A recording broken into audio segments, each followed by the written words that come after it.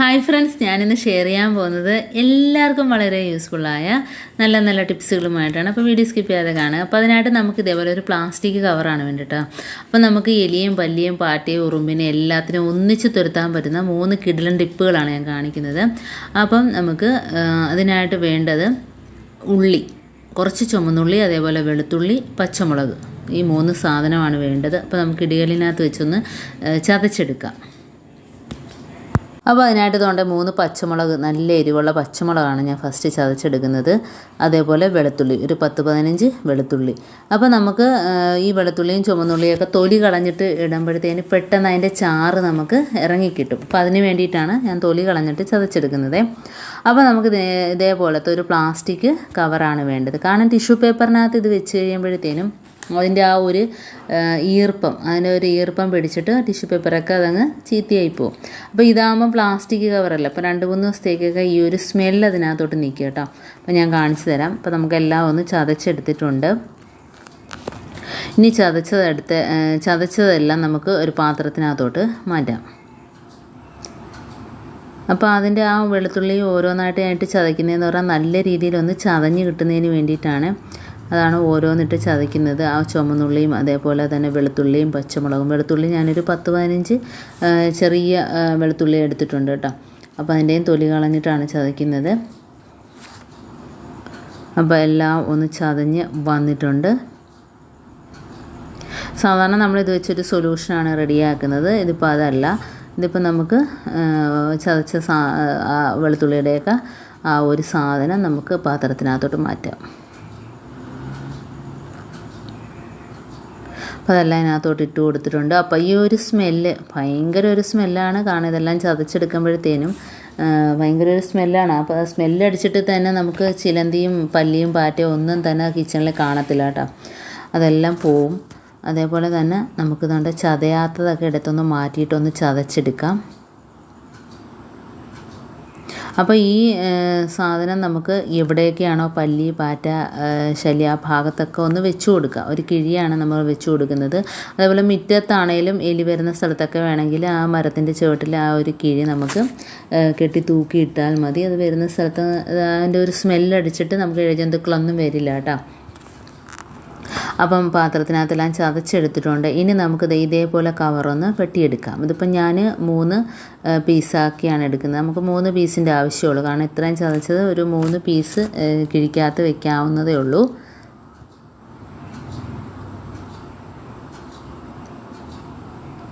അപ്പം എല്ലാം ചതച്ചെടുത്തിട്ടുണ്ട്. അപ്പം നമുക്ക് ചതച്ച ആ ഒരു കൂട്ട് ഇതിനകത്തോട്ട് വെച്ച് കൊടുക്കാം. 3 പീസാക്കി എടുത്തിട്ടുണ്ടേ. അപ്പോൾ ഇത് നമുക്ക് കബോർഡിനകത്താണേലും വെച്ച് കൊടുക്കാം. നമ്മുടെ കബോർഡിനകത്താണേലും കിച്ചണിലാണേലും അതേപോലെ എവിടെ ആണേലും വെച്ച് കൊടുക്കാം. ഒട്ടും ആ ഒരു സ്മെല്ല് പുറത്ത് വരാതിരിക്കില്ല. കാരണം നമ്മൾ അതിനകത്ത് ഹോളിട്ട് കൊടുക്കാം. നമുക്ക് ഇതേപോലെ ഒന്ന് മടക്കി ഇതേപോലെ കെട്ടിക്കൊടുത്തതിന് ശേഷം നമുക്ക് മുട്ടുസൂചി വെച്ചിട്ട് മുട്ടുപിന്ന് വെച്ചിട്ടോ അല്ല നമുക്ക് ആ മുകൾ ഭാഗത്ത് ഒരുപാട് ഹോളിട്ട് കൊടുക്കാം. അപ്പോൾ അതിനകത്ത് ആ ഒരു സ്മെല്ല് പുറത്തോട്ട് അടിക്കുന്നത് മാത്രമല്ല, ഇങ്ങനെ വെക്കുമ്പോഴത്തേനും ഒരു 3 ദിവസമൊക്കെ നമുക്ക് ആ ഒരു സ്മെല്ല് നിൽക്കും കേട്ടോ. നല്ലൊരു സ്മെല്ലായിരിക്കും. പിന്നെ ആ ഭാഗത്തോട്ട് ഈ ഒരു സാധനമൊന്നും വരില്ല. ചിലന്തിയാണേലും അതേപോലെ പല്ലിപ്പാറ്റ ഒന്നും തന്നെ വരില്ല. ഇതേപോലെ ഒന്ന് കുത്തി കൊടുക്കുക. ആ ഒരു സ്മെല്ല് പുറത്തോട്ട് വരും.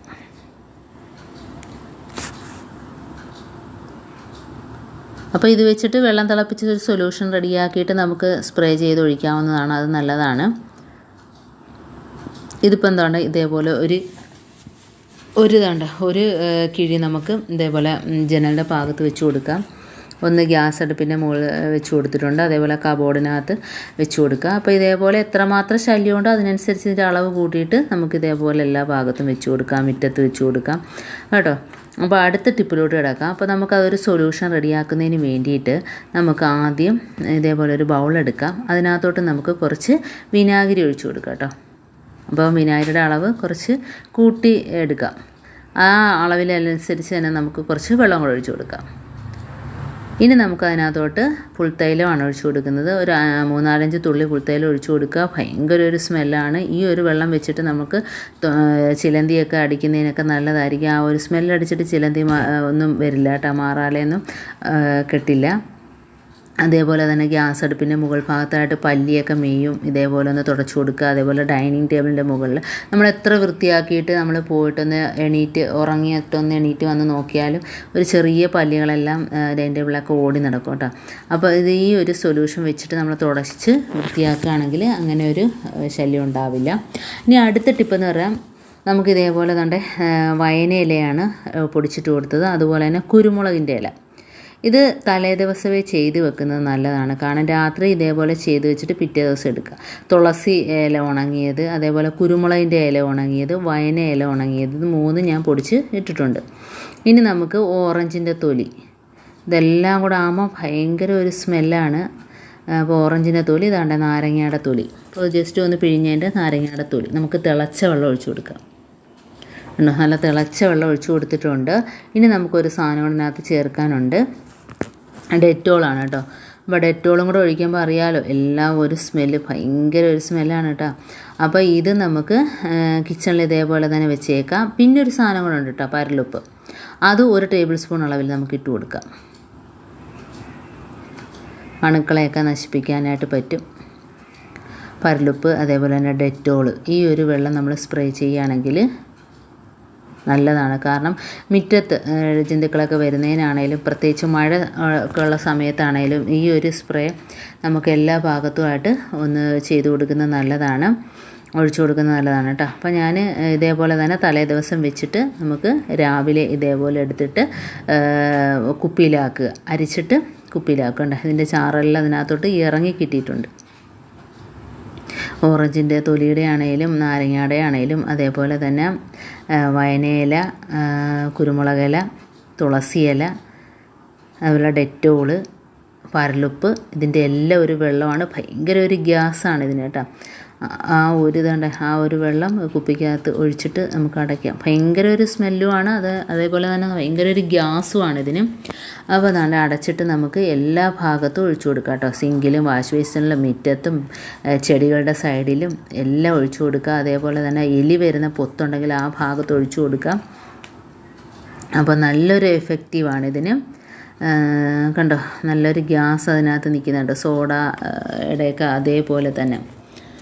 അപ്പം നമുക്കിത് എല്ലായിടത്തും ഒന്ന് സ്പ്രേ ചെയ്ത് കൊടുക്കാം. ഇങ്ങനെ ഒന്ന് സ്പ്രേ ചെയ്യുകയാണെങ്കിൽ ആ ഭാഗത്തൊന്നും പല്ലിയും പാറ്റയും ഒന്നും, എലി അതേപോലെ ചിലന്തി, ഉറുമ്പ് ഒന്നും തന്നെ വരില്ല കേട്ടോ. സിങ്കിലും വാഷ് ബേസിനിലും അതേപോലെ തന്നെ എലിപ്പൊത്തുണ്ടാക്കുന്ന ഭാഗത്തും ഒഴിച്ചു കൊടുക്കാം. നമ്മുടെ ചെടികൾ വെക്കുന്ന സ്ഥലത്ത്, നമ്മുടെ സിറ്റ് ഔട്ടിൻ്റെ ഫ്രണ്ടിലെല്ലാം ഒഴിച്ചു കൊടുക്കുക കേട്ടോ. ഇപ്പോൾ പണ്ടൊക്കെ നമ്മൾ പാമ്പൊക്കെ വരാതിരിക്കാൻ വേണ്ടിയിട്ട് മണ്ണെണ്ണ, വെളുത്തുള്ളി ഇതൊക്കെ ഒഴിച്ചു കൊടുക്കും. പക്ഷേ ഈ ഒരു നമ്മൾ വെറുതെ നിസ്സാരമായിട്ട് വീട്ടിൽ കളയുന്ന ഒരു സാധനം വെച്ച് ഒഴിച്ചു കൊടുക്കുകയാണെങ്കിൽ അതിൻ്റെ ആവശ്യമൊന്നുമില്ല.